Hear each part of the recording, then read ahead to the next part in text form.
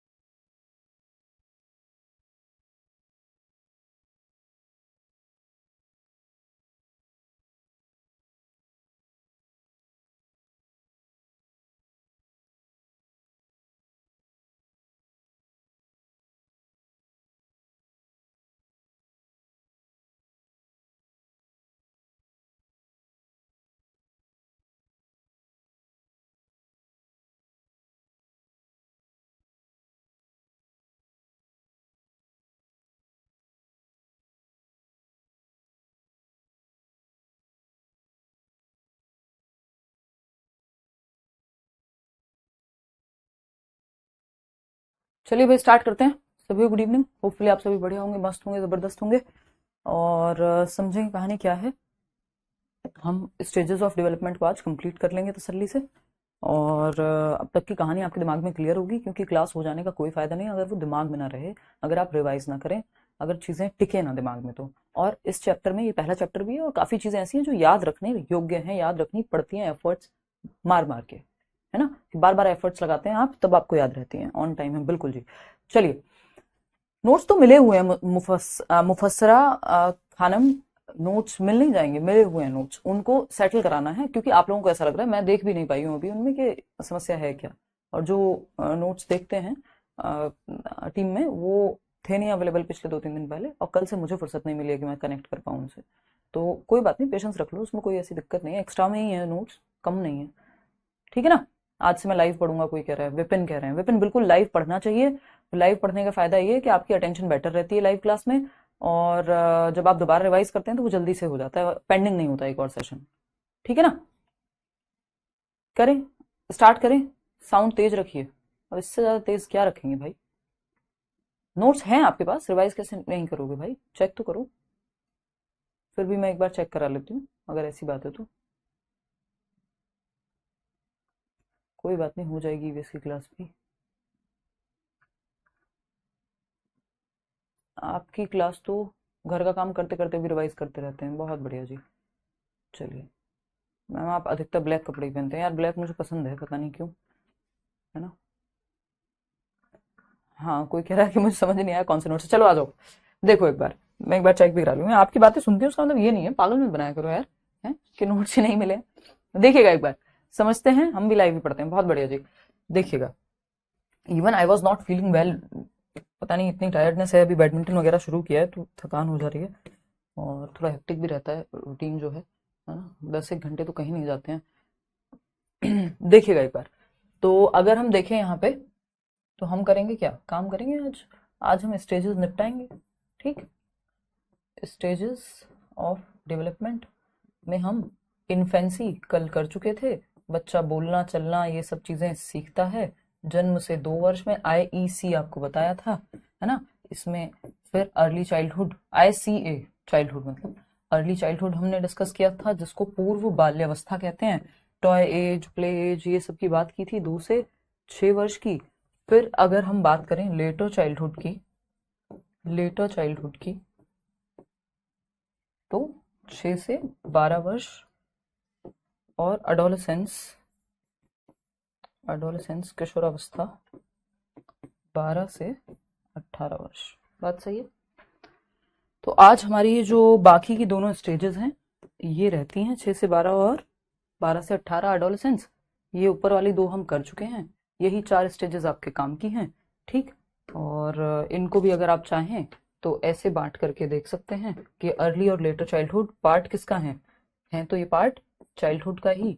तो 3 ही स्टेज हैं याद रखने के लिए, इन्फेंसी, चाइल्डहुड और एडोलेसेंस, आपके इस लेवल पे काम की हैं जो। ठीक है ना। क्लियर है। हाँ भाई, टायर्डनेस है, हल्का फीवर भी हो सकता है, बट मैनेजेबल है। मैं 7 बजे वाली क्लास ऑफ भी करके रखी हुई है, कल भी आपको पता है तबीयत सही नहीं थी, बट आपकी क्लास, आपके पास समय भी कम है और ताज़ा ताज़ा अपने इम्पॉर्टेंट है कि दिमाग में चीजें रहें। इन्फेंसी यानी शैशवावस्था, जन्म से 2 वर्ष। लैंग्वेज डेवलपमेंट स्टार्ट हो जाता है, भाषा विकास सबसे पहली बार बच्चा बोलना यहीं सीखता है, ठीक है ना। और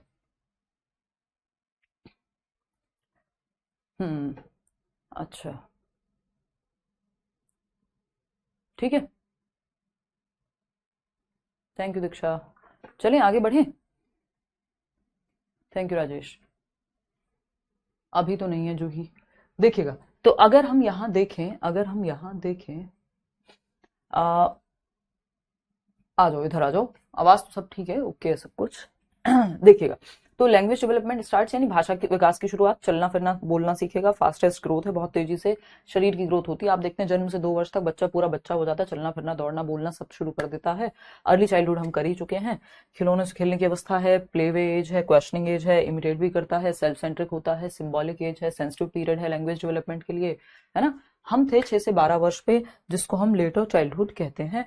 लेटर चाइल्डहुड यानी उत्तर बाल्यावस्था, लेटर मतलब बाद में, तो बाल्यावस्था का बाद वाला हिस्सा या सेकेंड पार्ट, चाइल्डहुड का second part, 6 to 12 years of age. इसको हम स्कूल एज भी कहते हैं, क्योंकि 6 साल का बच्चा पहली कक्षा में एनरोल हो सकता है, उसका एडमिशन पहली कक्षा में हो सकता है, ठीक है।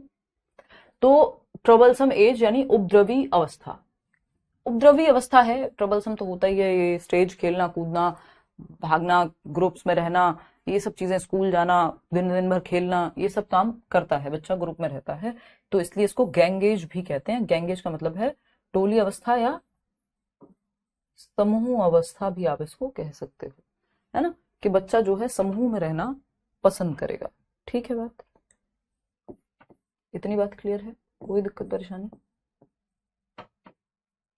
समूह अवस्था,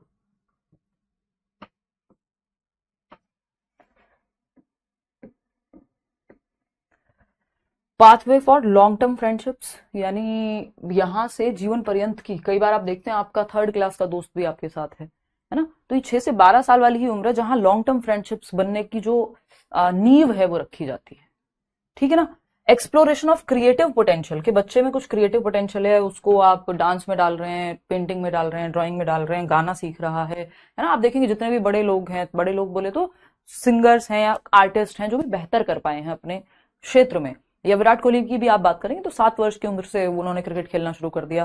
तो वो जो रचनात्मकता है, वो जो कुछ नया करना है, उसका एक्सप्लोरेशन इसी उम्र में शुरू हो जाता है कि बच्चे का झुकाव किस तरफ है। वो बात अलग है, हमारे यहाँ उतने कई बार संसाधन ही नहीं होते कि हम बच्चे के झुकाव को देख पाए, उसको डांस में भी भेजें, उसको स्विमिंग में भी भेजें, उसको कहीं और भी भेजें, और तब देखें कि बच्चे में क्षमता कौन सी है, वो किस तरफ जा सकता है। तो रचनात्मक क्षमता की खोज सूडो मेच्योरिटी का काल है, यानी मिथ्या परिपक्वता, बच्चों को लगता है कि मैं बड़ा हो गया हूं, अब बहुत सब कुछ अपने आप कर सकता हूं, बट वो सच में बड़ा नहीं हुआ होता, ठीक है ना। तो ट्रबलसम एज है, उपद्रवी अवस्था है, शोर शराबा लड़ना ये सब हो सकता है। एलिमेंट्री स्कूल एज, यानी स्कूल जाना शुरू कर देगा, पहली बार 1st कक्षा में जाएगा, प्रॉपर स्कूल एज इसी को कहेंगे। गैंग एज है, यानी टोली अवस्था, समूह में रहना पसंद करेगा, ग्रुप में खेलेगा दिन दिन भर, है ना। लेटेंसी पीरियड भी इसी को कहते हैं, वो लेटेंसी सिगमंड फ्रॉइड की भाषा में कहते हैं, और इंडस्ट्री वर्सेस इंफीरियोरिटी कहते हैं आपके एरिक एरिक्सन की भाषा में, उस पर आएंगे, वो थियोरीज हैं अलग से कराएंगे। फ्रॉइड की तो थियोरी करने की जरूरत पड़ती नहीं है, बट एरिक्सन को थोड़ा सा समझा दूंगी मैं इस बार। एक्सप्लोरेशन ऑफ क्रिएटिव पोटेंशियल, यानी रचनात्मक क्षमता की खोज के क्या क्रिएटिव पोटेंशियल बच्चे में छिपा हुआ है, कुछ नया करना, क्रिएटिविटी है, कुछ डिफरेंट करना। सूडो मेच्योरिटी यानी मिथ्या परिपक्वता, बच्चों को लगता है कि वो बहुत बड़ा हो गया। रॉस ने कहा है कि बच्चा जो है सूडो मेच्योरिटी का काल है, ये उत्तर बाल्यावस्था, है ना, रॉस ने ये बात कही है, ठीक। रॉस नाम है इनका, एक psychologist. Pathway for long term friendship, यानी जीवन पर्यंत जो लंबी फ्रेंडशिप्स हैं उनका बनना यहीं से शुरू हो जाता है, ठीक है, 6 से 12 वर्ष से ही, यानी नींव है ये। इससे पहले तो याद भी नहीं रहता बच्चे को, अब वो 3 से 6 वर्ष में किससे मिला होगा, है ना, या 2 से 6 में वो किससे मिला होगा उसको याद भी नहीं है। वो कई बार बच्चे मिले हॉस्पिटल में, टेम्परेरी फ्रेंडशिप्स की एज है वो, जो इससे पहले वाली अवस्था थी, है ना। कहीं गए मिलने किसी रिश्तेदार से, है ना, कहीं किसी होटल में मिल गए, आप डिनर करने गए हैं और वहां आपका बच्चा खेल रहा है किसी के साथ, 2 मिनट खेलेंगे, उसके बाद आप अपने घर, वो दूसरा बच्चा अपने घर, बाय बाय टाटा। लेकिन यहाँ पे लॉन्ग टर्म फ्रेंडशिप्स बननी शुरू हो जाती हैं, ठीक है ना। इतनी बात क्लियर है। चलिए, तो ये कुछ 6 पॉइंट्स हैं लेटर चाइल्डहुड में। अब एक चीज का आपको यहाँ ध्यान रखना है कि 2-3 बातें हैं जो मैं आपको यहाँ बता देती हूँ लेटर चाइल्डहुड के तहत। लेटर चाइल्डहुड की जब हम बात कर रहे हैं, लेटर चाइल्डहुड क्या कहता है? लेटर चाइल्डहुड 6 से 12 वर्ष की अवस्था, उत्तर बाल्यावस्था, उत्तर बाल्यावस्था, ठीक, उत्तर बाल्यावस्था है आपकी। इसको स्कूल एज भी कह रहे हैं हम, यानी विद्यालय अवस्था जिसको हम कह रहे हैं, ठीक। इसको लेटेंसी पीरियड कह देंगे या लेटेंसी स्टेज कह देंगे। सुषुप्तावस्था सिगमंड फ्रॉइड के जो लिबिडो है, जो अर्ज है, वो यहाँ पे लेटेंट हो जाती है, छिप जाती है। उस ये थियरी से समझ आएगा जब आप बस इसका नाम पता रख लो, कई बार नाम पता होता है तो आसानी हो जाती है ना। सुषुप्ता अवस्था कहते हैं, सुषुप्ता अवस्था। फिर आती है आपकी, और ये किसके अनुसार है? ये फ्रॉइड के अनुसार है, यहां हम लिख भी लेते हैं, ये फ्रॉइड के अनुसार है, सिगमंड फ्रॉइड, हिंदी में फ्रॉइड ही कहेंगे। फिर आता है आपका industry versus inferiority, industry versus inferiority, inferiority, industry versus inferiority क्या है भाई? ये एरिक्सन ने नाम दिया है। एरिक्सन एक और आपके साइकोलॉजिस्ट हैं, फ्रॉइड से इंस्पायर्ड थे। तो ये अलग अलग लोगों के हिसाब से, प्याजे की अगर आप मानेंगे तो प्याजे इसी स्टेज को आपकी कॉन्क्रीट ऑपरेशनल कहेंगे, मूर्त संक्रियात्मक अवस्था कहेंगे। प्याजे भी एक थिंकर हैं, आगे जाके आप पढ़ेंगे, ठीक। तो कई नाम, एक ही उम्र है ना, इसको अलग अलग भाषा में या अलग अलग थियरिस्ट अपनी थियरी में मूर्त संक्रियात्मक अवस्था, अवस्था एज पर जीन पियाजे। बात सही है या नहीं है? ठीक है, सही है।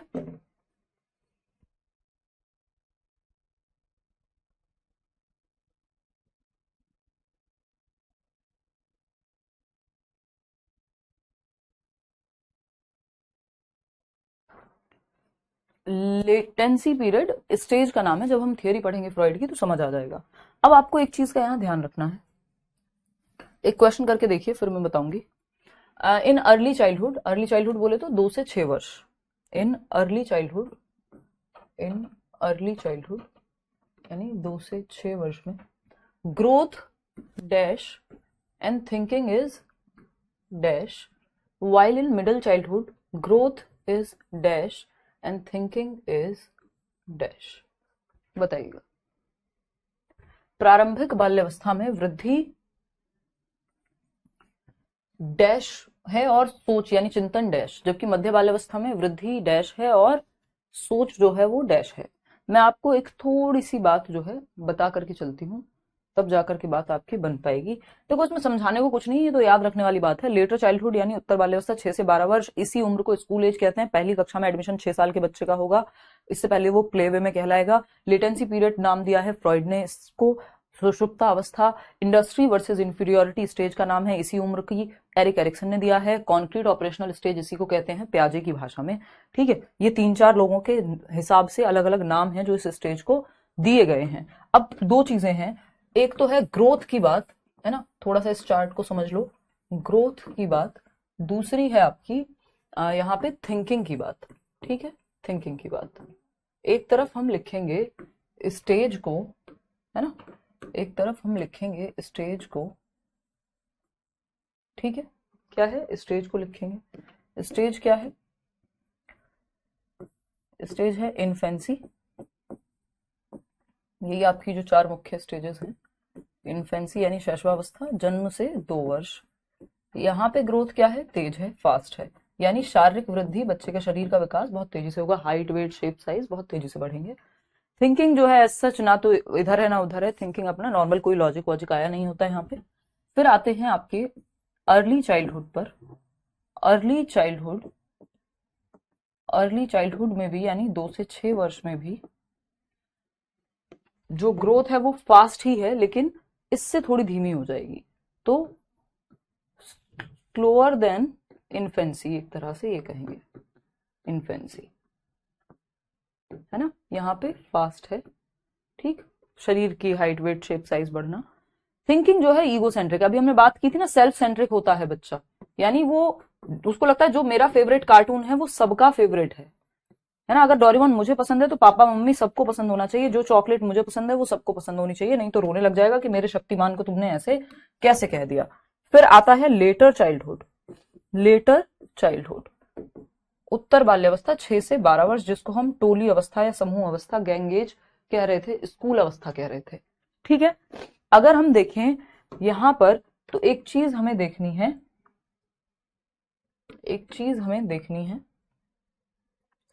कि अब यहां पे भी तेज था अगर देखा जाए उसके मुकाबले, लेकिन लेटर चाइल्डहुड में जो फिजिकल हाइट वाइट का बढ़ना है वो थोड़ा कम, लो होगा कंपैरेटिवली।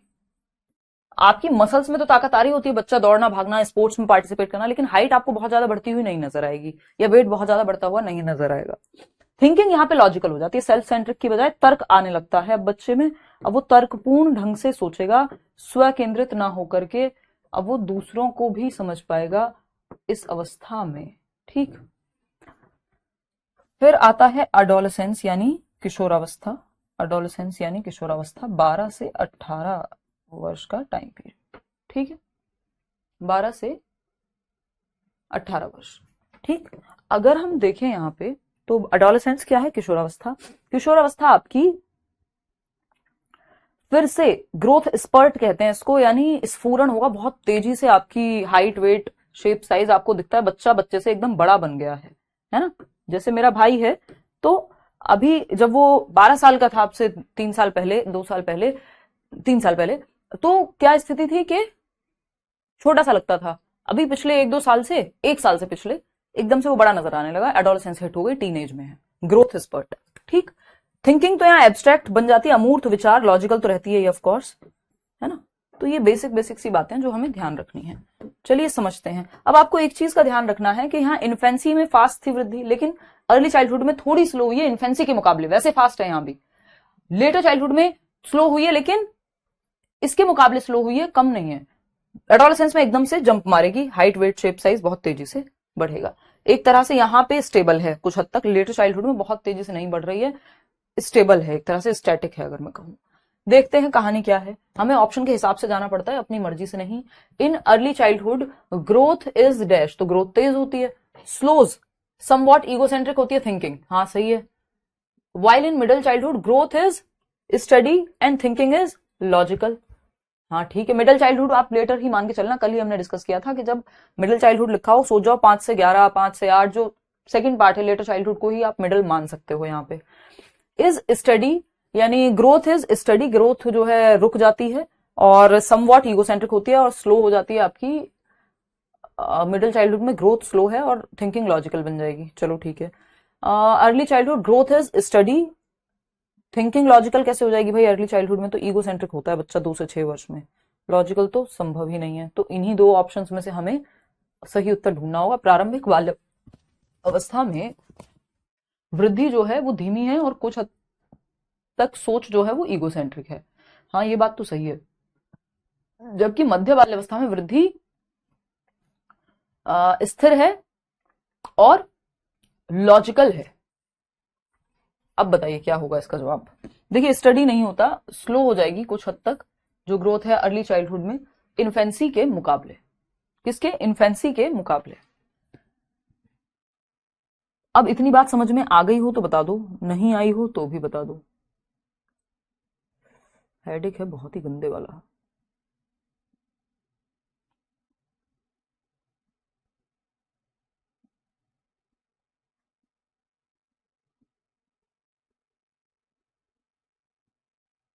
चले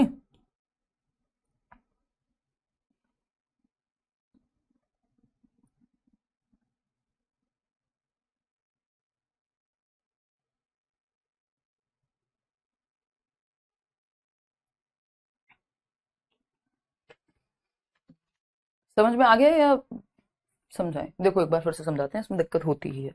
देखो अर्ली चाइल्डहुड में ग्रोथ यानी शारीरिक वृद्धि, शरीर का बढ़ना, हाइट, वेट, शेप, साइज का बढ़ना स्लो हुआ है। किसके मुकाबले? इन्फेंसी के मुकाबले। तो स्लो हो गया। स्टडी स्थिर नहीं होता, स्थिर होता है जाकर के इधर लेटर चाइल्डहुड में, कि स्टेबल हो गई, हाइट बहुत तेजी से नहीं बढ़ रही है बच्चे की अब, लेकिन उसकी हड्डियों में मजबूती आ रही है, मोटर एक्टिविटीज बेहतर कर पा रहे, दौड़ना, भागना, उछलना कूदना, गेम्स में पार्टिसिपेट करना। तो स्टडी है, स्थिर हो गई कुछ हद तक। हाइट वेट आपको बहुत ज्यादा बढ़ता नजर नहीं आएगा 6 से 12 वर्ष के बच्चे का, लेकिन हाँ उसमें मजबूती आती रहती है। ठीक, तो अर्ली चाइल्डहुड में स्लो हुई है इन्फेंसी के मुकाबले ग्रोथ, और थिंकिंग क्या है? ईगोसेंट्रिक है। लेटर चाइल्डहुड में जो ग्रोथ है वो स्टडी है, यानी कंपैरेटिवली स्टैटिक है, बराबर सी ही चल रही है। अगर हम देखें, ठीक है, हल्की सी कम ही है, बहुत ज्यादा ना बढ़ रही है ना घट रही है जो हाइट और वेट है, लेकिन हड्डियों में मजबूती आ रही है और थिंकिंग में लॉजिक आ गया है। तो यही तो बात हो रही है यहाँ पे। एडोलेसेंस की यहाँ चर्चा ही नहीं हुई है। एडोलेसेंस में ग्रोथ स्पर्ट आएगा, बहुत तेजी से फिर से वृद्धि हो जाएगी और हाइट वेट शेप साइज बढ़ेगा और थॉट एब्स्ट्रैक्ट हो जाएगा। तो यही बात हो रही है कि स्लो हो जाती है अर्ली चाइल्डहुड में ग्रोथ जो है, अगर हम देखें धीमी पड़ी है। किसके मुकाबले? इन्फेंसी के मुकाबले। और थिंकिंग क्या है? सेल्फ सेंट्रिक है, ईगो सेंट्रिक है। बच्चा खुद को ही सेंटर में रखता है, दूसरे के पर्सपेक्टिव को नहीं समझ पाता। While in middle childhood growth is study and thinking is logical. Logic की तरफ जा रही है। मिडिल चाइल्डहुड का मतलब यहां लेटर भी लिखा होता तब भी बात सेम ही थी, वही 5 से 11-12 वर्ष तक की बात है। ठीक है ना। मध्य बाल्यावस्था, प्रारंभिक बाल्यावस्था में, जिसको 2 से 6 वर्ष हम कह रहे हैं, वृद्धि डैश है तो धीमी है। किसके मुकाबले? जो इन्फेंसी शैशवावस्था है उसके मुकाबले धीमी हो जाती है। और सोच कुछ हद तक आत्म केंद्रित होती है, बच्चा सेल्फ सेंटर्ड होता है, खुद को ही सेंटर में रखता है। ठीक, जबकि मध्य बाल्यावस्था में वृद्धि स्थिर हो जाती है कुछ हद तक, बहुत तेजी से हाइट वेट नहीं बढ़ेगा, आपको दिखेगा 5 से 11 वर्ष में या 6 से 12 वर्ष में, और सोच तार्किक हो जाती है, लॉजिक आ जाता है। अभी पियाजे की थ्योरी जब ये होगी तो और इस चीज में क्लैरिटी आपको आएगी, क्योंकि थिंकिंग की बात पियाजे की थ्योरी में ज्यादा होती है। स्टडी का मतलब है स्थिर, बहुत ज्यादा हाइट वेट नहीं बढ़ रहा, आपको लगेगा बच्चा बराबर ही तो है। 6 से 12 वर्ष के अंदर आपको ना बहुत ज्यादा हाइट वेट शेप साइज नहीं बढ़ता हुआ नजर आता, लेकिन जैसे ही आप 12 से 18 में देखते हैं बहुत तेजी से ग्रोथ स्पर्ट हो जाता है ना। ग्रोथ स्पर्ट है क्या? ग्रोथ स्पर्ट है अचानक से जैसे बीज अंकुरित होकर फूटता है वैसे। तो 12 से 18 में टीन एज में बच्चा एकदम से उसका हाइट वेट शेप साइज आपको अलग नजर आता है। ठीक, चलिएगा, इतनी बात क्लियर हो गई। तो ये था आपका एक सवाल जो मुश्किल सवाल बनाया जा सकता है जिस तरह से। मोटिवेट कर दो प्लीज, मोटिवेशन की कमी हो रही है। एक टैबलेट ले लो मोटिवेशन की। हाँ तो ग्रोथ फास्ट, बात नहीं समझो, ग्रोथ क्या सिर्फ हाइट वेट का बढ़ना है? तो ग्रोथ फास्ट नहीं है ना उस तरह से कि बाहर आपको दिखे, अंदर मोटर स्किल्स में आ रही है वृद्धि। जो दौड़ना भागने की क्षमता है, उछलने कूदने की क्षमता है, स्पोर्ट्स खेलने की क्षमता है, वो बेहतर होती है 6 से 12 में। समझ रहे हो बात को? क्लियर हो गया या नहीं हुआ ये बता दो। अगर दिक्कत हो तो मैं दोबारा समझाऊं, 3 बार और समझ लेंगे, कोई दिक्कत नहीं। अंडरस्टूड ना हो, चलिए बहुत बढ़िया। देखो मोटिवेशन कमी नहीं हो सकती जब तक आपके हाथ में आपके जीवन के डिसीजंस नहीं है, आपके हाथ में आपका कमाया हुआ पैसा नहीं है। आपको मोटिवेशन कमी कैसे हो सकती है? आपकी नीड इतनी बड़ी है ना। 4 लोग और हो सकते हैं जो आप पे डिपेंडेंट हो। तो जहां नीड की कमी होती है वहां मोटिवेशन कमी होती है। आपके पास तो नीड की कमी ही नहीं है। मैं कहूं मुझे मोटिवेशन कमी हो रही है तो समझ आ सकता है, क्योंकि मेरा पेट भरा हुआ है और भरा हुआ रहेगा अगर काम नहीं भी हो तब भी। एक बात कह रही हूं मैं, या अंबानी जी कहें कि भाई मोटिवेशन कमी हो रही है, समझ में आता है।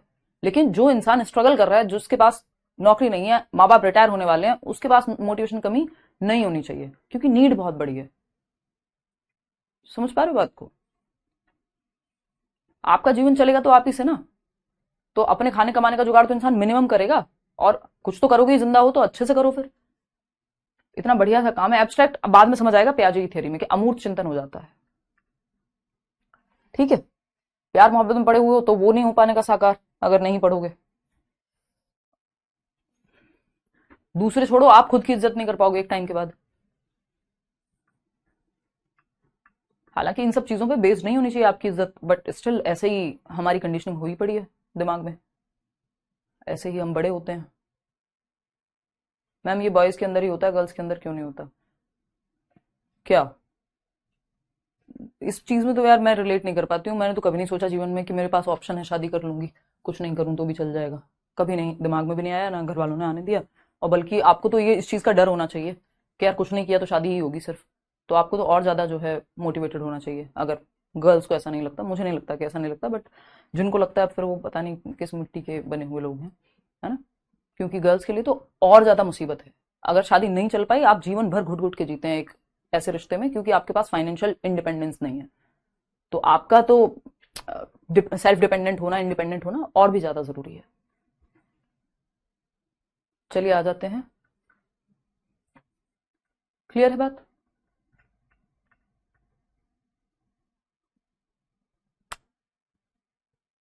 एडोलेसेंस में अनु, चलें आगे बढ़े।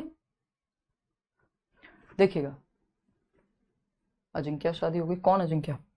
अच्छा, प्लेयर की बात कर रहे हो क्या? सब चीज का ध्यान है, बस पेपर में क्या आएगा ये नहीं पता। अब आती है नेक्स्ट स्टेज, जिसको एडोलेसेंस कहते हैं, 12 से 18 वर्ष। क्या है 12 से 18? बहुत महत्वपूर्ण है, समझना ध्यान से, एक क्वेश्चन जरूर आता है। ठीक, देखते हैं। 12 से 18 वर्ष एडोलेसेंस यानी किशोरावस्था।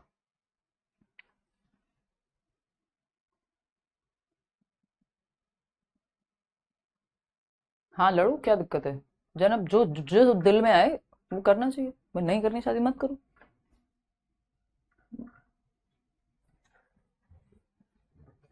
देखिए एक बार, समझते हैं कहानी क्या है। एडोलेसेंस यानी किशोरावस्था, 12 से 18 वर्ष। क्या है 12 से 18 वर्ष किशोरावस्था? मोस्ट क्रिटिकल स्टेज, यानी महत्वपूर्ण चरण है, संवेदनशील काल है, चीजें इधर से उधर जा सकती हैं। ठीक है ना, महत्वपूर्ण चरण है, मोस्ट क्रिटिकल स्टेज है। आपकी इतने सारे चेंजेस हो रहे होते हैं, इतने सारे चेंजेस हो रहे होते हैं, इसको तनाव एवं तूफान की अवस्था भी कहते हैं, यानी stage of stress and storm, तनाव एवं तूफान का काल। स्टैनली हॉल नाम के एक मनोवैज्ञानिक थे, एडोलेसेंस नाम की इनकी पुस्तक भी थी। स्टैनली हॉल, हॉल में तूफान आ गया, ऐसे भी कई लोग याद रख लेते हैं इसको। स्टैनली, स्टैनली हॉल, ठीक है, Stanley hall. Stress and storm, यानी बच्चे में इतने सारे, आ जाओ, इधर उधर की बातों में लग जाते हो। अभी कोई कह रहा है देखो आप फालतू कमेंट का रिप्लाई करते हो, मेरे का नहीं करते हो। अरे भाई, जो दिख जाता है रैंडमली, इतने हजारों लोग हैं, उसका रिप्लाई हो जाता है ना। आ जाओ, ये लास्ट स्टेज है, समझ लो, इसको खत्म कर देंगे तो आज स्टेजेस खत्म हो जाएंगी, है ना। कल हो सकता है कि मुझे ऑफ रखना पड़े, संभावना है, कोशिश तो करूंगी ना रखूं। और ये फ्राइडे भी थोड़ा सा व्यस्त ही जाएगा। मैं आपके पास तो सब है, आप शादी कब कर रहे हो? निभा, जीवन ना कोई चेकलिस्ट नहीं है कि टिक टिक टिक लगाते जाना है। तो टिक के लिए शादी नहीं करनी है, नहीं तो तब तो कर ली होती, है ना। तो पता नहीं, शायद कभी ना करूं, शायद कल कर लूं, मतलब इतनी जल्दी तो पॉसिबल नहीं है, बट स्टिल एक बात कह रही हूँ। तो स्ट्रेस एंड स्टॉर्म, तनाव एवं तूफान का काल। अगर हम बात करें यहाँ पे स्ट्रेस एंड स्टॉर्म का पीरियड, जब हम बात करते हैं, यानी बच्चे में बहुत सारे चेंजेस हो रहे होते हैं, चाहे वो उसका फिजिक में चेंज हो, यानी शरीर में हो, हाइट वेट शेप साइज, है ना, चाहे वो उसके मेंटल चेंजेस हो, बहुत तेजी से उसके दिमाग में भी चेंजेस हो रहे होते हैं, थॉट जो है एब्स्ट्रैक्ट बन रहा होता है, चाहे वो बच्चे के साइकोलॉजिकल चेंजेस हो, है ना, कि बहुत सारे उसके अंदर हार्मोनल चेंजेस हो रहे होते हैं। क्योंकि अब वो ना तो बच्चा है ना वो बड़ा है, अब वो 12 से 18 वर्ष में है, ना तो वो चाइल्डहुड में रह गया, लेटर चाइल्डहुड में भी नहीं है, और अडल्टहुड में भी नहीं है जो उसके बाद आएगा। तो ये टीनेज वाली अवस्था है ना। तो इसमें बहुत चिड़चिड़ा भी रहेगा बच्चा एट टाइम्स, या तो बहुत खुश रहेगा एट टाइम्स, है ना। शरीर बहुत तेजी से बढ़ रहा है, नए नए इमोशंस जाग रहे हैं, है ना। पहली बार आपका ऑपोजिट जेंडर के प्रति जो है उस तरह से अट्रैक्शन आप महसूस करते हैं। ठीक, तो फिजिक हुआ, मेंटल चेंजेस हुए, साइकोलॉजिकल चेंजेस हुए, हार्मोनल चेंजेस हुए, लगभग हर तरह के चेंजेस जो हैं इस स्टेज में हो रहे होते हैं। तो बहुत ज्यादा तनाव और तूफान की स्थिति पैदा हो जाती है इन्हीं चेंजेस के कारण। बच्चे को समझ नहीं आ रहा होता कि कैसे मैनेज किया जाए। स्ट्रेस एंड स्टॉर्म, तनाव एवं तूफान का काल, इसीलिए स्टैनली हॉल ने इसको कहा है। ठीक, अगर हम माने अडोलेसेंस की बात करें, अभी हमने बात की किशोरावस्था यानी 12 से 18 वर्ष, अडोलेसेंस यानी किशोरावस्था, किशोरावस्था, किशोरावस्था 12 से 18 वर्ष, 12 से 18 वर्ष,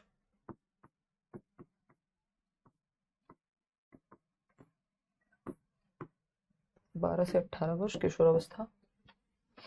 अगर WHO की माने, वर्ल्ड हेल्थ ऑर्गेनाइजेशन की, तो 10 से 19 वर्ष का जो ये टाइम पीरियड है, इसको किशोरावस्था कहेंगे। बात सही है नहीं है? इसको क्या कहेंगे? किशोरावस्था कहेंगे। यही टीनेज भी आप देखते हैं, प्यूबर्टी यहीं पे हिट होती है कि लड़कों की दाढ़ी मूछ आ रही है, लड़कियों में आपका मेंस्ट्रुअल साइकिल शुरू हो रही है ना, पीरियड्स होने शुरू हो रहे हैं, रिप्रोडक्टिव जो लाइफ है आपकी वो शुरू हो रही है यहाँ से। तो प्यूबर्टी कह लीजिए, टीनेज कह लीजिए, वो यहीं पे जो है कहीं ना कहीं आ रही है। ठीक, तो अब ना तो बच्चा बच्चा है ना वो बड़ा है, स्थिति कैसी है? असमंजस की है, तभी स्ट्रेस एंड स्टॉर्म है। यानी ना वो अपने डिसीजन पूरी तरह से खुद ले सकता है और ना ही वो इतना छोटा है कि उसको समझना है चीजें, तो वो बीच में कहीं है। इस बीच में कहीं को ब्रिज पीरियड कहते हैं, है ना, कि ना तो अब वो चाइल्डहुड से तो निकल आया, चाइल्डहुड तो था कितना 2 से 12, उसमें भी, ये देखो मेरा ही नाखून लग गया, उसमें भी स्वर्ण काल, गोल्डन पीरियड भी कहते हैं बिल्कुल। इसमें अगर हम देखेंगे तो 12 साल के बाद 2 से 6 और 6 से 12, ये अर्ली और लेटर चाइल्डहुड निकल गया, यानी 2 से 12 वर्ष आपका चाइल्डहुड जो है वो गया। अडोलसेंस है 12 से 18 वर्ष, 12 से 18 वर्ष, जिसको हम किशोरावस्था कह रहे हैं, किशोरावस्था।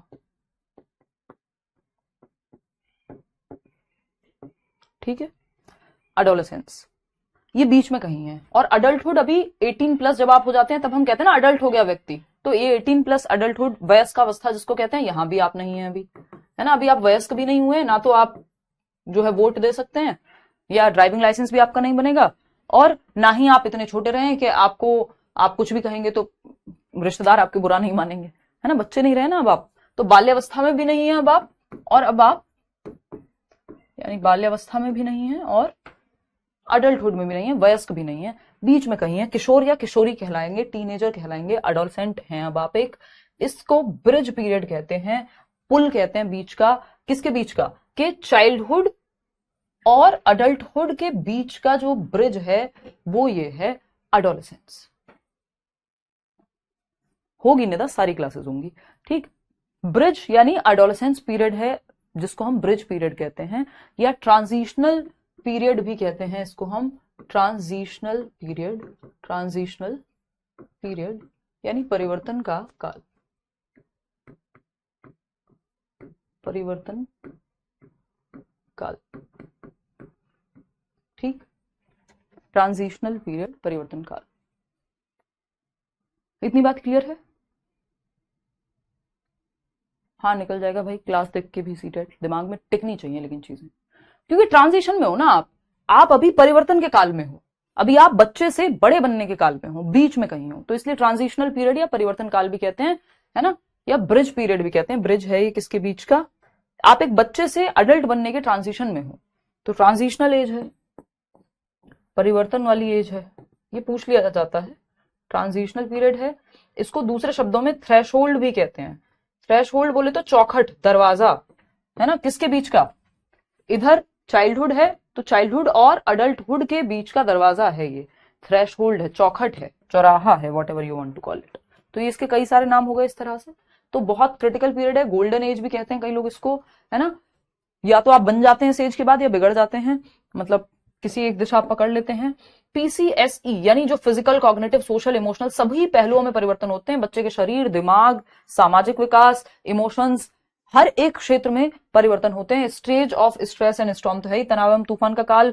ट्रांजिशनल स्टेज यानी संक्रमण काल है, ट्रांजिशन है, संक्रमण हो रहा है एक चाइल्ड से अडल्टहुड में, है ना, ट्रांजिशन कर रहे हैं आप।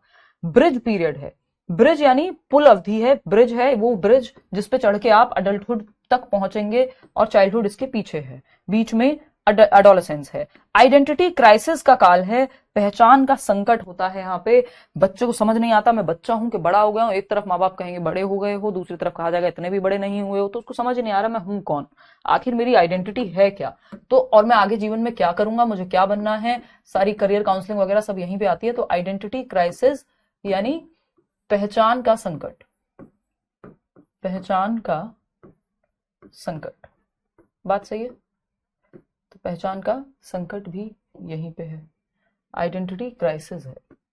किसने दिया ये शब्द? एरिक्सन ने, उनकी थियरी हम पढ़ेंगे अभी आगे चल के, एरिक्सन। साइको सोशल डेवलपमेंट जो दिया है वो भी एरिक्सन ने दिया है। एक क्वेश्चन इस बार आया है साइको सोशल डेवलपमेंट पे। साइको सोशल का मतलब होता है मन और समाज कैसे हमारी पर्सनैलिटी को फॉर्म करते हैं, कैसे समाज और हमारा मन, हमारी साइकी, मनोसामाजिक विकास का सिद्धांत कहते हैं इसको। जो इंडस्ट्री वर्सेस इंफीरियरिटी पे भी हमने बात की थी वो यहीं से संबंधित था। तो साइको सोशल डेवलपमेंट की बात एरिक्सन ही करते हैं। आइडेंटिटी क्राइसिस टर्म भी इन्होंने ही दिया है, पहचान का संकट है इस अवस्था में। एडजस्टमेंट प्रॉब्लम्स होती हैं। एडजस्टमेंट क्या है भाई? एडजस्टमेंट है, थैंक यू शहजाद। नॉलेज क्या होती है जैनब? नॉलेज तो जीवन भर आप क्रिएट करते ही रहते हैं। किस एज में नॉलेज आ जाती है? किस चीज की नॉलेज? अभी तर्क कब आएगा, ये सब कब होगा? दिमाग के विकास की बात पियाजे की थ्योरी में करेंगे, अभी हम ओवरऑल बात कर रहे हैं एक, ठीक।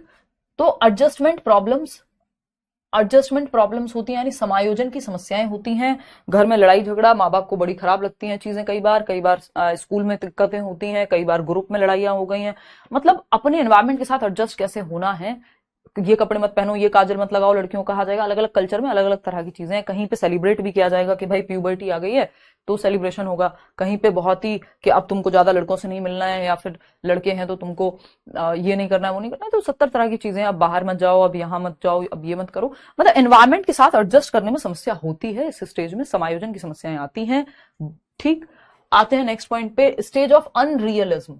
अवास्तविकता का चरण है। व्यक्ति फैंटेसी वर्ल्ड में रहता है ना। तू, मैं इश्क कहूं तुझे हो जाए, वो गाना है ना एक, तो क्या है, फैंटेसी वर्ल्ड में है व्यक्ति कि मतलब अनरियलिस्टिक बातें। तो फैंटेसी में रहता है, अनरियलिस्टिक, कि मैं तो ये बन जाऊंगा जब मैं बड़े होकर सलमान खान बनूंगा, या जब मैं बड़े होकर के प्राइम मिनिस्टर बनूंगा। ऐसा नहीं है कि ये कोई बुरी बात है, कई बार आप इस तरह के सपने देखते हैं तो पूरे भी करते हैं, बट अनरियलिस्टिक होती हैं कई बार चीजें कि यार मैं तो चाहे गाड़ी लिटा के चलाऊं, घुमा के चलाऊं, कुछ भी करूं, मुझे कुछ नहीं होने वाला। वो थोड़ा सा अनरियलिज्म में रहता है ना, कि बड़ी बड़ी बातें, कि जब पता है जब मैं 200 करोड़ मेरे पास होंगे, बड़े होके ये बनेगा, है ना, ये करेंगे वो करेंगे। तो वो अनरियलिस्टिक बातें कई बार होती हैं जो वास्तविकता से जिनका कोई लेना देना कई बार नहीं होता। तो अनरियलिज्म की स्टेज है। इमोशनल इंस्टेबिलिटी होती है, ध्यान रखिएगा, स्टेबिलिटी नहीं, इंस्टेबिलिटी। इंस्टेबिलिटी का मतलब है अस्थिरता। यहां ये गलत लिखा हुआ है, भावनात्मक स्थिरता में कमी लिख लीजिएगा या फिर भावनात्मक अस्थिरता लिख लीजिएगा, है ना। तो भावनाएं स्थिर नहीं होती। 2 मिनट में ऐसा महसूस हो रहा है, 2 मिनट बाद रो लेंगे, कल लड़ाई होगी तो दुखी हो गए घर पे स्कूल में, और परसों मम्मी ने कुछ गिफ्ट दे दिया तो खुश हो गए। तो इमोशनली बहुत स्टेबिलिटी नहीं होती, ऊपर नीचे इमोशंस बहुत जाते हैं, कभी कैसा फील, कभी बहुत दुखी, कभी बहुत खुश, कुछ भी हो सकता है। दिवा स्वप्न की एज बोलते हैं फैंटेसी वर्ल्ड। दिन में खुली आंखों से सपने देखता है, इमेजिनरी वर्ल्ड में रहता है व्यक्ति। वोकेशनल एंग्जाइटी भी होती है, यानी व्यावसायिक चिंता कि मुझे जीवन में करना क्या है, अब 11th में हो, 12th में हो, आगे क्या करना है, क्या पढ़ना है, किस क्षेत्र में जाना है। वोकेशनल चिंता भी यहां होनी शुरू हो जाती है। फीलिंग ऑफ रिवोल्ट, विद्रोह की भावना। भगत सिंह, राजगुरु, है ना। आप देखेंगे ये जो टीनेज से ही विद्रोह की भावना शुरू हो जाती है। इसका मतलब ये नहीं हर कोई क्रांतिकारी बन जाएगा, बट ये एज बहुत महत्वपूर्ण है। विद्रोह की भावना कि जो समाज ने नियम बनाए हैं, जो फैमिली कह रही है, सबके वो ऑपोजिट चलेगा, कह रहे हम ऐसे नहीं ऐसे करेंगे। तो दिवा स्वप्न इसको बोलेंगे एक तरह से, अनरियलिज्म को, यानी खुली आंखों से सपने देखने को। फीलिंग ऑफ रिवोल्ट, विद्रोह की भावना। जो रूल्स किसी ने बना दिए हैं, नहीं मानने रूल्स, नहीं रूल नियमों को फॉलो करना, कई बार जो सही नहीं लग रहा समाज में, वो आइडियलिज्म की तरफ रहता है, यानी आदर्शवाद, कि नहीं समाज में तो गरीबी नहीं होनी चाहिए, ये नहीं होना चाहिए। मतलब आइडियलिस्टिक आदर्शवादी सोच उसकी यहां पे हो सकती है, और वो चीजों के प्रति विद्रोह करे, ये भी संभव है। तो रिवोल्ट की फीलिंग, विद्रोह की भावना है। एलिनेशन, अलगाव की भावना भी आ सकती है कि ज्यादा घुले मिले नहीं, अपने में, अपनी ही दुनिया में खोया हुआ रहे, अपने दोस्तों में खोया हुआ रहे। एलिनेशन की भी भावना यहां पे आती है। तो ये कुछ बातें हैं जो यहां आपको पता होनी ही चाहिए। हीरो वर्शिप एक बहुत बड़ी चीज है यहाँ पे। वीर पूजा की प्रकृति। हीरो वर्शिप क्या है भाई? हीरो वर्शिप यानी वीर पूजा की प्रकृति।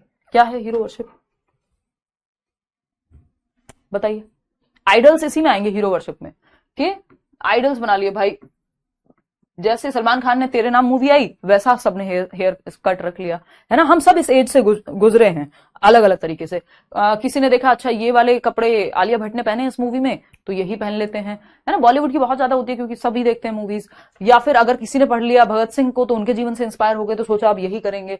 हीरो वर्शिप, आइडल वर्शिप मतलब किसी को एकदम ईश्वर स्वरूप में देख लेना कि हाँ यही फाइनल है, पेडेस्टल पे रख लेना, है ना, कि आइडलाइज कर लेना कि ये तो मेरा आइडल है। अब आइडल अगर सही होगा तो बात बन सकती है, नहीं तो गड़बड़ भी हो सकती है। तो हीरो वर्शिप में आता है कि MS धोनी को देखा तो उनके जैसा हेयर कट, या जो वो कह रहा है व्यक्ति वो तो सही है, कोई अगर आपके फेवरेट व्यक्ति के बारे में कुछ बोल दे अगेन तो आपको बुरा लग सकता है। तो हीरो वर्शिप मतलब बिल्कुल अंधी पूजा करनी है किसी व्यक्ति की, किसी आदर्श की, है ना, उसमें कमी हो सकती है। ये इंसान को इंसान ही नहीं देख रहे हैं, भगवान मान लिया उसको कहीं ना कहीं। समझ रहे हो? चलिए, तो यहां पे सही आइडल्स का होना बहुत जरूरी है। जुवेनाइल डेलिक्वेंसी, जुवेनाइल डेलिक्वेंसी क्या है? बाल अपराध की प्रवृत्ति भी यहाँ पे होती है। अगर बच्चों को सही दिशा नहीं मिली तो आप देखेंगे कि अभी कुछ साल पहले की न्यूज है, नरेला में एक टीचर को चाकू मार दिया किसी बच्चे ने। मतलब जुवेनाइल डेलिक्वेंसी होती है, बाल आपराधिक प्रवृत्तियां। 18 साल से कम का यदि व्यक्ति है और आपराधिक प्रवृत्तियों की तरफ जो है झुकाव है तो जुवेनाइल डेलिक्वेंट में आएगा। जो निर्भया के केस में भी एक जो व्यक्ति था, हालांकि उसके बाद लॉज चेंज हुए क्योंकि इतने हीनियस संगीन क्राइम करने के बाद आप इसके पीछे नहीं छुपने चाहिए। तो जुवेनाइल डेलिक्वेंसी अगर सही दिशा नहीं मिली तो हो सकता है आपराधिक प्रवृत्तियों में, चोरी में, इसमें उसमें वो इन्वॉल्व हो जाए 12 से 18 वर्ष का, क्योंकि एनर्जी बहुत ज्यादा है इस स्टेज में। ग्रोथ स्पर्ट है, वृद्धि स्फूरण है, हाइट, वेट, शेप, साइज, इन सब में बहुत तेजी से परिवर्तन होगा क्योंकि बहुत सारे चेंजेस एक साथ हो रहे हैं, फिजिकल, कॉग्निटिव, सोशियो इमोशनल, सब। पर्सनल फेबल, व्यक्तिगत कल्पित कहानियों में रहता है कि अरे मैं तो अगर लिटा के भी बाइक चलाऊं तो मुझे कुछ नहीं होगा, है ना, अपनी ही कल्पित दुनियाओं में रहेगा वो, अपनी ही कल्पित कहानियों में जिएगा, स्टाइल मार के, ठीक है ना। अडोलेसेंट ईगो सेंट्रिज्म, यानी किशोर अहम केंद्रवाद। मतलब अडोलेसेंट आपका जो ये ईगो सेंट्रिज्म है, इसमें व्यक्ति मतलब जैसे वो ईगो सेंट्रिक था अर्ली चाइल्डहुड में, अब वो अलग तरह से ईगो सेंट्रिक है। उसको लगता है दुनिया का सारा ध्यान मेरे ही ऊपर है, मैं किसी पार्टी में जाऊं तो सब मुझे ही देख रहे हैं, अगर एक पिंपल हो गया चेहरे पे तो, है ना। तो वो ये एक चीज है। पर्सनल फेबल, वो अपनी ही कल्पित कहानियों में है, तो उसको लगता है सब उसी पे ध्यान दे रहे हैं। और दूसरा पर्सनल फेबल इसी के अंदर आता है, एडोलसेंट ईगो सेंट्रिज्म के ही अंदर। पर्सनल फेबल, उसको लगता है कि अरे मैं तो लिटा के भी बाइक मोड़ दूं तब भी मुझे कुछ नहीं होगा, मैं तो अनटचेबल हूं, मुझे मतलब अनटचेबल एज सच कि मुझे कुछ होगा ही नहीं। Emergence of leadership qualities, identity crisis होता है जब आप खुद को पहचान नहीं पा रहे, मैं हूं कौन, मुझे आगे क्या करना है, किस तरफ जाना है, ये सारी चीजें। एमरजेंस ऑफ लीडरशिप क्वालिटीज यानी नेतृत्व क्षमता का विकास। नेतृत्व क्षमता का विकास भी होता है भाई, मॉनिटर बनना है, हेड गर्ल, हेड बॉय, है ना, लीड करने की क्षमता भी विकसित इसी स्टेज में होती है। कोई कह रहा है मुझ में तो अभी तक है इमोशनल इंस्टेबिलिटी, हाँ, क्योंकि हमारा पूरा डेवलपमेंट कई बार गड़बड़ा जाता है, ऐसा ऐसी परिस्थितियां हमने देखी होती हैं, बहुत सारी चीजें हैं, इसके बहुत सारे फैक्टर्स हैं, हेरिडिटी, एनवायरमेंट, दोनों ही हैं। सही से पढ़िए आकृति, कहाँ दिक्कत आ रही है ये तो अब तक पता चल जाना चाहिए था, किस सब्जेक्ट में दिक्कत आ रही है। तो आइडेंटिटी क्राइसिस के भी कई प्रकार हैं, बट ये आपको नहीं पढ़ने हैं, पेपर में नहीं पूछे जाते हैं, बेकार में परेशान होंगे, है ना। चलो, तो ये कुछ मुख्य बातें थी किसके बारे में,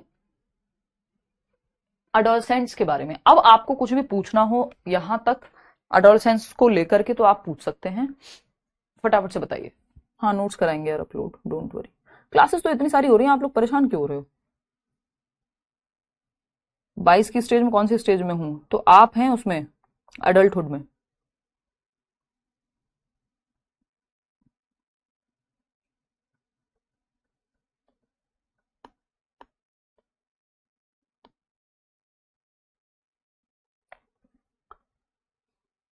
चलें आगे बढ़ें।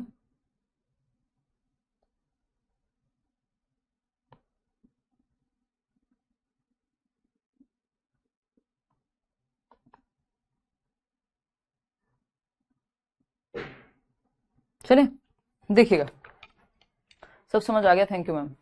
मुझे तो हीरो वर्शिप, हीरोइन वर्शिप हो गया है मैम आपके लिए, अच्छा धन्यवाद आस्था। बट इंसान को इंसान समझना है, जो कुछ अच्छा लगे उस क्वालिटी को आप एडमायर करिए कि हाँ मुझे आपकी ये क्वालिटी बहुत पसंद है। बट इंसान कमियों के साथ भी आता है, हर एक व्यक्ति में कुछ ना कुछ मतलब कमी भी होती है, अच्छाइयां भी होती हैं, तो वो इंसान को इंसान की तरह देखना बहुत इंपॉर्टेंट है। नहीं तो फिर एक एक दिन हमें लगता है अरे ये ही भगवान है, और जब हम कमियां देखते हैं दूसरी साइड तो हमको लगता है अरे यार ये क्या हुआ। हाँ, स्प्रिंग सीजन भी कहते हैं इसको, मतलब वसंत ऋतु है, बहुत सारे चेंजेस आप में हो रहे हैं, है ना। आप बिल्कुल वो जिसको हम कहते हैं एकदम 16 साल, बिल्कुल स्वीट 16 वाली एज में है इस टाइम में आप, ठीक। पर्सनल फेबल, यार देखो, ये जो अडोलेसेंट ईगो सेंट्रिज्म है, अडोलेसेंट ईगो सेंट्रिज्म, पटाखे फूटने शुरू हो गए, दिवाली तो अभी एक महीने दूर है। Adolescent ego centrism, ego centrism क्या है ये, देखते हैं। किशोरावस्था, किशोरावस्था, अहम केंद्रितावाद, अहम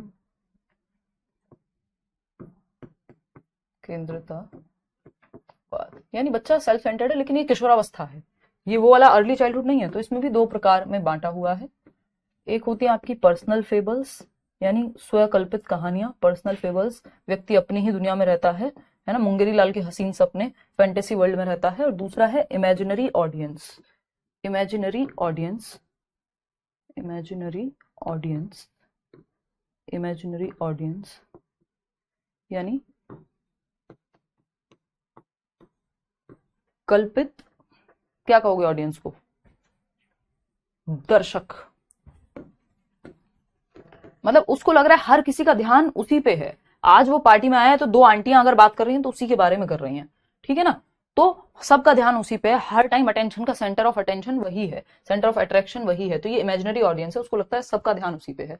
पर्सनल फेबल, उसने अपनी एक कहानियां बनाई हुई है, अपनी एक स्टोरी क्रिएट की हुई है दिमाग में कि मैं तो बहुत तोप हूं या कुछ भी, मतलब इस तरह की कोई कल्पित कहानियां अपनी ही गढ़ी हुई है कि मैं तो अगर लिटा के भी बाइक चलाऊं तो मुझे तो कुछ नहीं होगा। तो वो अपनी फैंटेसी वर्ल्ड में जीता है। तो ये अडोलेसेंट ईगो सेंट्रिज्म, जब अडोलेसेंस में वो सेंटर्ड है खुद पे ही, ठीक है ना। एक सोच जो इस एज में आती है वो लाइफ टाइम रहती है, रह जाती है, डिपेंड करता है आकांक्षा। चेंजेस तो आप में जीवन पर्यंत होते हैं, लेकिन जो एक बेसिक वैल्यू आपकी सेट हो जाती है, मुझे लगता है वो बहुत सारे लोगों में चेंज हो जाती है, कुछ ना कुछ तो बेसिक रह ही जाता है। फिर भी आप बहुत डाउन टू अर्थ हैं, मुझे बहुत अच्छी लगती हो आप। थैंक यू पूजा। रुलाओगे क्या आप, है? देखो एक बार, एमरजेंस ऑफ लीडरशिप क्वालिटीज समझ नहीं आया। मतलब नेतृत्व की क्षमता आपके अंदर विकसित होती है कि कल को जरूरत पड़े क्लास मॉनिटर बनना है जी, ये करना है जी। मतलब हर बच्चे में नहीं, लेकिन इस उम्र में ही आती है कि मेरे को तो चुनाव लड़ना है भाई कॉलेज का, या फिर स्कूल में हो तो head boy head girl, school में ही होता है जनरली इस उम्र का बच्चा, तो ये सारी एक्टिविटीज में वो इन्वॉल्व करेगा, डिसिप्लिन इंचार्ज बना देंगे तो उसको खुश हो जाएगा। मतलब काफी बच्चों में लीडरशिप क्वालिटी इसी उम्र में आती है कि वो लीड करेंगे किसी भी ग्रुप को आगे चल करके, ये क्षमता उनके अंदर विकसित होती है। ठीक है जी, चले आगे बढ़े। वैसे एब्स्ट्रैक्ट थिंकिंग आ चुकी है, अब अमूर्त विचार उसके अंदर आ चुके हैं, लॉजिकल है वो इस स्टेज में, ऐसा नहीं है। गलतियां होती हैं क्योंकि बहुत सारे चेंजेस एक साथ आ रहे हैं ना, तो व्यक्ति जो है उनको एब्जॉर्ब नहीं कर पा रहा। तो इसलिए तो जुवेनाइल डेलिक्वेंसी की प्रवृत्ति भी, आपराधिक प्रवृत्तियां भी देखी जाती हैं अगर सही दिशा नहीं मिली। आपने इस टाइम पे बच्चे से कनेक्ट नहीं किया, उसको आप करियर काउंसलिंग देते हैं, बातचीत करते हैं, अगर आपने बच्चे का दोस्त नहीं बने एज अ पेरेंट और एज टीचर, तो हो सकता है वो कुछ ऐसी दिशा पकड़ ले जो गड़बड़ हो जाए फिर, क्योंकि उसको लगता है कोई मुझे समझ ही नहीं पा रहा, ये तो मैं ही हूं जो पहली बार जिसको टीनेज हिट की है। वो वैसा सब फीलिंग है अपने आप में, यूफोरिक फीलिंग है, उसको लगता है हा हा एक दुनिया है जिसमें मैं हूं बस, और मैं ही सेंटर ऑफ अट्रैक्शन हूं। वाह हाय का मुझे पता भी नहीं है ये कौन है। चलिए खैर, तो डिस्कशंस के थ्रू उसका दोस्त बन के बच्चे का काउंसलिंग करके आप इस स्टेज से हैंडल कर सकते हैं। राइटिंग अच्छी है आपकी, पता नहीं आपको कैसा लगता है, तो बस अब थोड़ी बहुत ठीक लगती है। चलिएगा खैर। अरे चित्रा चित्रा, सबको रिप्लाई कैसे मिलेगा? कुछ काम की बात हो पूछ लो, पूरी कोशिश करती हूँ मैं जितने रिप्लाई दे पाऊं। तो आज की कक्षा की समाप्ति हम यहीं तक करेंगे, और कुछ सवाल हो तो पूछ लो। ये आपकी स्टेजेस खत्म होती हैं, अब प्रिंसिपल्स ऑफ डेवलपमेंट हम पढ़ने वाले हैं। कल मोस्ट प्रोबेबली आपकी छुट्टी ही रहेगी, है ना। परसों फिर हम लोग मिलेंगे, और फ्राइडे भी ऑफ रहेगा इस बार, ठीक। थोड़ा सा इस हफ्ते कुछ चीजें हैं, कुछ जगहें हैं जहां मुझे होना है, ठीक है। टेंशन नहीं है, सिलेबस सिलेबस की टेंशन मत लो। हाँ, फेबल है कहानियां, इमेजिनेशन है कल्पित, तो कह सकते हो कि दोनों में रिलेशन है। इमोशनल स्टेबिलिटी क्यों लैक करेगा? जब इतने सारे चेंजेस हो रहे होंगे, हार्मोनल चेंजेस इतने सारे हो रहे हैं, पहली बार प्यूबर्टी हिट कर रही है ना, तो इमोशनल स्टेबिलिटी कहां से रह जाएगी जब व्यक्ति में इतने सारे चेंजेस हो रहे हैं हर तरफ से, उसको पता नहीं लग रहा है ये मेरा शरीर है, कुछ भी कहीं से भी हुए जा रहा है भाई, है। और मन के लेवल पे भी माँ बाप भी अलग तरह से ट्रीट कर रहे हैं, ऑपोजिट जेंडर के प्रति भी अट्रैक्शन डेवलप हो रहा है, आगे करियर का भी सोचना है, तो हर तरफ से तूफान मचा हुआ है, इसीलिए तनाव और तूफान की अवस्था कहते हैं। तो इसलिए इमोशनल स्टेबिलिटी की, हो सकता है सुबह बहुत खुश हो, शाम तक परेशान हो जाए, किसी से डांट पड़ गई या ब्रेकअप, तो खैर क्या ही कहें, वो इस उम्र की स्टेज होती नहीं है, बट हाँ क्योंकि हार्मोनल चेंजेस हैं तो आ जाती हैं चीजें। आपकी क्लास में इंटरेस्ट बन जाता है, बहुत बढ़िया। हाँ, नशे वगैरह में भी पढ़ सकता है, अगर सही दिशा नहीं मिली तो वो जुवेनाइल डेलिक्वेंसी की तरफ ही चला जाएगा। चले, हाँ हाँ हाँ, नशा कर लेंगे ये भी। चलो, मूर्त और अमूर्त में क्या फर्क है, ये प्याजे की थियरी आने तो दिमाग से रिलेटेड जितनी भी चीजें ना थिंकिंग को लेके वो क्लियर हो जाएंगी, डोंट वरी। मूर्त होता है जिसको टच फील कर सको, अमूर्त है जिसको जो विचारों में हो, है ना। जैसे ये फोन में टच कर सकती हूँ, कॉन्क्रीट है। मैं कहूं I feel loved by somebody, और मुझे अफेक्शन महसूस होता है किसी के, स्नेह महसूस होता है अगर किसी के साथ, वो मेरी मदर हो सकती है, कोई और हो सकता है। तो ये क्या हुआ, वो एब्स्ट्रैक्ट चीज है जिसको आप महसूस ही कर सकते हो, दिखाओगे कैसे, हाथ में थोड़ी दिखा सकते हो ये स्नेह है? तो वो अमूर्त हो जाएगा। अमूर्त चिंतन यहीं पे आता है एडोलसेंस में ही। ठीक है जी, चलिए, take care, bye bye. Alienation होता है अलगाव, अगर उसको लगेगा कोई मुझे समझता ही नहीं है तो वो अलग थलग रहना शुरू कर देगा। चलिए, टेक केयर, बाय बाय, धन्यवाद। 2-4 क्वेश्चन करेंगे इसी के अराउंड अगली क्लास में, मतलब परसों। अभी प्रिंसिपल्स ऑफ डेवलपमेंट करेंगे पहले, ये नेक्स्ट क्लास में, फिर उसके आगे की बात। चलिए, आज के लिए इतना ही। Thank you so much. अभी होंगे, अभी एक ही चैप्टर तो हुआ है, क्या चाहते हो सारे क्वेश्चन सॉल्व करने लग जाओ एक चैप्टर करके। वोकेशनल एंग्जाइटी, वो जीवन में क्या करेगा, किस तरफ जाएगा, उसको क्रिकेटर बनना है कि उसको डॉक्टर बनना है कि उसको किस तरफ बनना है, कॉमर्स लेके आर्ट्स लेके क्या करे। कल्चर का प्रभाव पड़ता है इन सारी ही स्टेजेस पे। 2 इंपॉर्टेंट बातें हैं, समाज सेवा की भावना भी बिल्कुल आ सकती है भाई। 2 इंपॉर्टेंट बातें हैं कि एक तो कल्चर का प्रभाव तो भाई हर स्टेज पे पड़ता ही है, और ये जो स्टेजेस हैं, स्टेजेस पे नेक्स्ट क्लास में चर्चा करेंगे। और ग्रोथ आने के बाद डेवलपमेंट आता है, बट बिना ग्रोथ के भी डेवलपमेंट हो सकता है, ये बात तो आपको पता ही है ना, कि अगर हाइट नहीं बढ़ी तब भी तो आपका दिमाग, आपका समाज में रहने का तरीका, ये सब विकसित हो ही सकते हैं ना। तो ग्रोथ पहले होती है डेवलपमेंट से, लेकिन जरूरी नहीं है कि ग्रोथ के बिना डेवलपमेंट ना हो पाए, एक तो ये बात ध्यान रखनी है। और स्टेजेस जो है अलग अलग लोगों के लिए अलग अलग हो सकती हैं, उस पर चर्चा बाद में करेंगे। चलिए, टेक केयर, बाय बाय। जो भी काम की चीजें थी वो हमने यहाँ डिस्कस कर ली हैं, कल मिलते हैं। अनरियलिज्म में फैंटेसी वर्ल्ड में रह रहा है, जरूरी नहीं है जो वो सोच रहा है वो रियलिस्टिक हो, कि कल को मैं मिलूंगा वहां जो है, किसी को देखता है, मान लीजिए किसी एक्टर को या किसी को, कि हाँ ये तो मेरा दोस्त ही है, और दोस्त मिले बिना कभी, कोई जरूरी नहीं है। आपराधिक प्रवृत्ति आ सकती है इस उम्र में, उसको जुवेनाइल डेलिक्वेंसी कहते हैं, अगर सही दिशा ना मिले बच्चे को। स्मोकिंग, ये वो फलानी सारी गड़बड़ चीजों में पड़ने की संभावना इसी उम्र में होती है।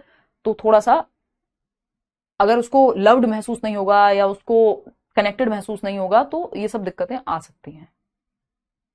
परसों मिलते हैं, टेक केयर, बाय बाय। कल ऑफ रहेगा भाई आपका, इस हफ्ते 2 क्लासेस का ऑफ है, थोड़ा सा मैनेज कर लेना, कल और फ्राइडे, परसों मिलेंगे हम।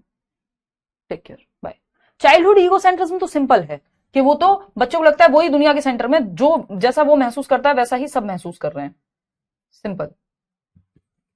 कि अगर उसकी फेवरेट चॉकलेट डेयरी मिल्क है तो पापा की भी वही है, फेवरेट कार्टून अगर उसका जो है वो सबका है।